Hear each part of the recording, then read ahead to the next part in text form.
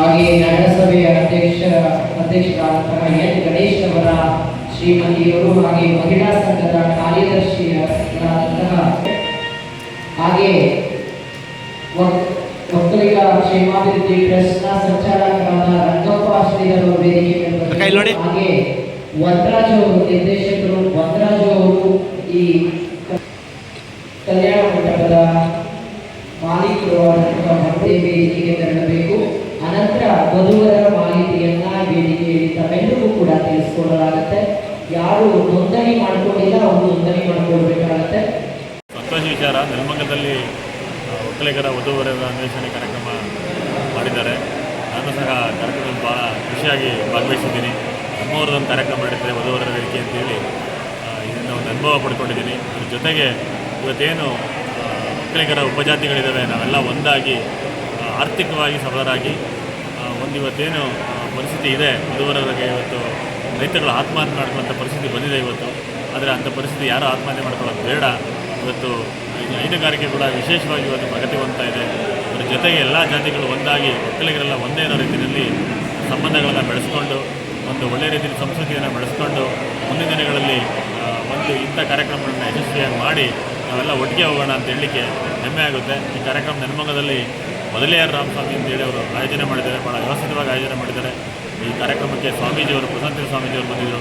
ರಾಜ್ಯಾಧ್ಯಕ್ಷರಂಥ ವೆಂಚಪ್ಪಗೌಡರು ಕೂಡ ಈ ಕಾರ್ಯಕ್ರಮದಲ್ಲಿ ಭಾಗವಹಿಸಿದರು.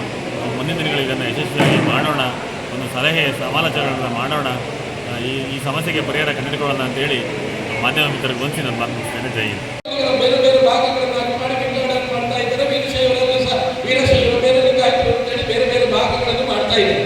ಆದರೆ ಇದೆಲ್ಲ ಎಲ್ಲ ಜಾತಿಗಳಲ್ಲಿ ನೂರಾರು ಉಪಜಾತಿಗಳನ್ನು ನಾವು ಕಾಣೋದಕ್ಕೆ ಸಾಧ್ಯತೆ ಇದೆ. ಇವತ್ತು ಎಲ್ಲ ಜಾತಿಯಲ್ಲಿದೆ. ಈಗ ಮುಸಲ್ಮಾನರು ಎಷ್ಟು ಜನ ಇದ್ದಾರೆ ಅಂತ ಹೇಳಿದ್ರು, ಅದರಲ್ಲೂ ಬಹಳಷ್ಟು ಜನ ಇದ್ದಾರೆ. ಸಿಯಾಗಳಿದ್ದಾರೆ, ಸುನ್ನಿಗಳಿದ್ದಾರೆ, ಸೂಫಿಗಳಿದ್ದಾರೆ, ಪಠಾಣಿಗಳಿದ್ದಾರೆ, ರವಾಯತರಿದ್ದಾರೆ, ಬ್ಯಾರಿಗಳಿದ್ದಾರೆ, ಹಾಗೆಯೇ ಪಿಂಜಾಲ್ಸ್ ಇದ್ದಾರೆ, ಲಬ್ಬೆಕ್ಕಿದ್ದಾರೆ. ಹೀಗೆ ಹೇಳ್ತಾ ಹೋದ್ರೆ ಬಹಳಷ್ಟು ಒಳಪಂಗಡಗಳನ್ನು ನಾವು ಕಾಣೋದಕ್ಕೆ ಸಾಧ್ಯತೆ ಇದೆ. ಕೇವಲ ಒಕ್ಕಲಿಗರಲ್ಲಿ ಮಾತ್ರ ಇದು ಒಳಪಂಗಡಗಳು ಅಲ್ಲ. ಇದು ಬಹಳ ಮುಖ್ಯವಾದ ವಿಷಯವನ್ನು ನಾವು ಯಾವತ್ತೂ ಅದನ್ನು ಯೋಚನೆ ಮಾಡಲೇಬೇಕಾಗುತ್ತೆ. ಹಾಗಾಗಿ ಎಲ್ಲಾ ಸಮಾಜದಲ್ಲೂ ಸಹ ಈಗ ಒಳಪಂಗಡಗಳಿವೆ. ಆದರೆ ಒಳಪಂಗಡದಲ್ಲಿ ಬಂದಾಗ ನಾವೆಲ್ಲ ಒಂದಾಗಿರುವಂಥ ವ್ಯವಸ್ಥೆಯ ಕಡೆ ಹೋದಾಗ ವಧುವರರಿಗೆ ಋಣಾನುಬಂಧರು ಪತ್ನಿ ಸುತ ಆಲಯ ಅಂತ ಹೇಳುವಂಥ ಮಾತಿದೆ. ನಮ್ಮ ಋಣ ಹಣೆಯಲ್ಲಿ ಏನು ಬರೆದಿರುತ್ತೋ ಅದನ್ನು ಬಿಟ್ಟು ಯಾರು ಏನು ಮಾಡೋದಕ್ಕೆ ಸಾಧ್ಯತೆ ಇಲ್ಲ ಅಂತೇಳಿ ಹೇನುವಿನ ಪ್ರಣವಪಿನ ಅಚಲತೆ ಎಂಬ ಮಾತಿದೆ. ನಿನ್ನನ್ನು ಬಿಟ್ಟು ಒಂದು ಹುಲ್ಲುಗಡ್ಡೆ ಸಹ ಅಲ್ಲಾಡಲಾರದು ಅಂತ ಹೇಳುವಂಥ ಮಾತಿದೆ. ಹಾಗಾಗಿ ಋಣಾನುಬಂಧ ರೂಪೇಣ ಪತಿ ಪತ್ನಿ ಸುತ ಆಲಯ ಅಂತ, ಪತಿಗೆ ಪತ್ನಿ ಹಾಗೆಯೇ ಪತ್ನಿಗೆ ಪತಿ ಆಗೋದು ಅದು ಋಣದ ಅನುಬಂಧ ಇರಬೇಕಂತ. ಋಣ ಅಂದರೆ ಬ್ರಹ್ಮ ಬರೆದಿರುವಂಥ ಬರಹ ಹಣೆ ಬರದಲ್ಲಿ ಬರೆದಿದ್ರೆ ಮಾತ್ರ ಸಾಧ್ಯ ಅಂತೇಳಿ ನಮ್ಮ ಹಿರಿಯರು ಅದನ್ನು ಯಾವಾಗಲೂ ಪ್ರಸ್ತಾಪ ಮಾಡ್ತಲೇ ಇರ್ತಾರೆ.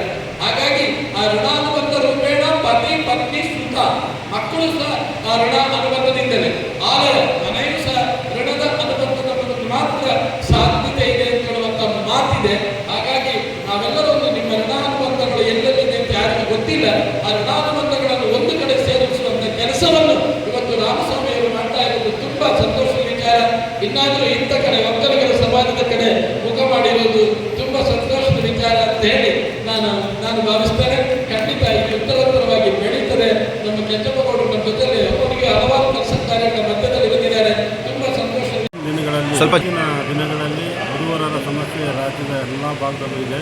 ಅದರಲ್ಲೂ ನಮ್ಮ ಒಕ್ಕಲಿಗ ಸಮಾಜದಲ್ಲಂತೂ ಎಲ್ಲ ಬೇರೆ ಬೇರೆ ಭಿನ್ನ ಭಾಗಗಳಲ್ಲಿ ಇರೋದ್ರಿಂದ ವ್ಯತ್ಯಾಸಗಳಿರೋದ್ರಿಂದ ಅದನ್ನೆಲ್ಲ ಒಗ್ಗೂಡಿಸಿ ಎಲ್ಲರೂ ಭಿನ್ನತೆಗಳನ್ನು ಮರೆತು ಒಂದಾದರೆ ಎಲ್ಲರಿಗೂ ಸರಿಯಾದಂಥ ಮಾಹಿತಿಗಳು ಮತ್ತು ಸರಿಯಾದ ವಧುವರರ ಮಾಹಿತಿ ಅವ್ರಿಗೆ ಸಿಕ್ಕಿದ್ರೆ ಅವ್ರ ವಿವಾಹ ಜೀವನ ಒಂದು ಒಳ್ಳೆಯ ರೀತಿಯಲ್ಲಿ ಆಗ್ತದೆ.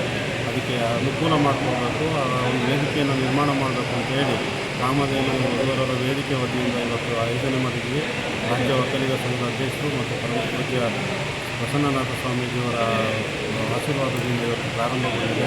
ಇನ್ನು ಮುಂದೆ ರಾಜ್ಯದ ವಿವಿಧ ಭಾಗಗಳಲ್ಲೂ ಕೂಡ ಇದೇ ಥರದ ಕಾರ್ಯಕ್ರಮಗಳನ್ನು ಆಯೋಜನೆ ಮಾಡ್ತೀವಿ. ಸರಳವಾಗಿ ಎಲ್ಲರಿಗೂ ವಧುವರರ ಮಾಹಿತಿ ಸಿಗಬೇಕು ಅನ್ನುವಂಥ ಪ್ರಮುಖ ಉದ್ದೇಶದಿಂದ ಈ ಒಂದು ಸಂಘಟನೆಯನ್ನು ಪ್ರಾರಂಭ ಮಾಡಿದ್ದೀವಿ. ಇದರ ಪ್ರಯೋಜನ ಎಲ್ರಿಗೂ ಆಗಬೇಕು ಮತ್ತು ಪಡ್ಕೊಂಡು ಉತ್ತಮವಾದ ಬಾಂಧವ್ಯಗಳನ್ನು ಸಂಬಂಧಗಳನ್ನು ರೂಪಿಸ್ಕೋಬೇಕು ಅಂತ ಹೇಳಿ ಸಂದರ್ಭದಲ್ಲಿ ವಿನಂತಿ ಮಾಡ್ತೀವಿ. ವೇದಿಕೆಗೆ ಸೀಮಿತ ಹೇಗೆ ಆಗುತ್ತೆ? ಮಾಹಿತಿ ಕೊಡ್ತೀರಾ? ಸರ್, ಈ ಕಾರ್ಯಕ್ರಮದಲ್ಲಿ ಬಂದು ಭಾಗವಹಿಸಿ ಮಾಹಿತಿಯನ್ನು ತಗೋಬೋದು, ಭಾಗವಹಿಸ್ಬೋದು. ನಂತರ ಎಲ್ಲರ ಮಾಹಿತಿ ಇರುವಂಥ ಒಂದು ಪುಸ್ತಕವನ್ನು, ಕಲ್ಯಾಣ ಭಾಗ್ಯ ಅನ್ನುವಂಥ ಒಂದು ಪುಸ್ತಕವನ್ನು ಪ್ರಕಟಣೆ ಮಾಡಿ ಅವರ ಮನೆಗಳಿಗೆ ಕಳಿಸ್ಕೊಡ್ತೀವಿ. ಅವರು ನೇರವಾಗಿ ಸಂಪರ್ಕವನ್ನು ಮಾಡ್ಬೋದು. ಮತ್ತು 1 ವರ್ಷದವರೆಗೆ ಈ ನಮ್ಮ ವೇದಿಕೆ ವತಿಯಿಂದ ಕಚೇರಿನಲ್ಲಿ ಬಂದು ಮಾಹಿತಿಯನ್ನು ಪಡೆಯಬಹುದು ಉಚಿತವಾಗಿ. ಮತ್ತು ಬೇರೆ ರೀತಿಯ ಯಾವುದೇ ಹಣವನ್ನು ಕೊಡಬೇಕಾಗಿಲ್ಲ. ಮದುವೆ ಫಿಕ್ಸ್ ಆದ್ರಂತೂ ಯಾರೂ ಕೂಡ ಹಣ ಕೊಡಬೇಕಾಗಿಲ್ಲ. ಜೊತೆಗೆ 10ಕ್ಕಿಂತ ಹೆಚ್ಚು ಮದುವೆಗಳು ಯಾರಾದರೂ ಬಡ ಜನ ಇದ್ದು ಅವರು ಏನಾದರೂ ಮದುವೆ ಮಾಡ್ಕೊತೀವಿ ಮಾಡಿಕೊಡಿ ಅಂತ ಏನಾದರೂ ಮುಂದೆ ಬಂದರೆ, ಕನಿಷ್ಠ 10ಕ್ಕಿಂತ ಹೆಚ್ಚು ಬಂದರೆ ನಾವೇ ಅವ್ರಿಗೆ ತಾಳಿ, ಸೀರೆ, ಉಚಿತವಾದ ವ್ಯವಸ್ಥೆಗಳನ್ನೆಲ್ಲ ಫ್ರೀಯಾಗಿ ಮಾಡಿ ಅವ್ರಿಗೆ ಮದುವೆ ಮಾಡಲಿಕ್ಕೂ ಅನುಕೂಲ ಮಾಡಿಕೊಳ್ಳುವಂಥ ವ್ಯವಸ್ಥೆ ನಮ್ಮ ಸಂಸ್ಥೆಯಲ್ಲಿ. ನಿಮ್ಮ ಹೆಸರು ಸರ್? ನನ್ನ ಹೆಸರು ರಾಮಸ್ವಾಮಿ ಅಂತೇಳಿ, ಕಾಮಧೇನು ಒಕ್ಕಲಿಗ ವಧುವರ ವೇದಿಕೆ ಪ್ರಮುಖ ಆಯೋಜಕ.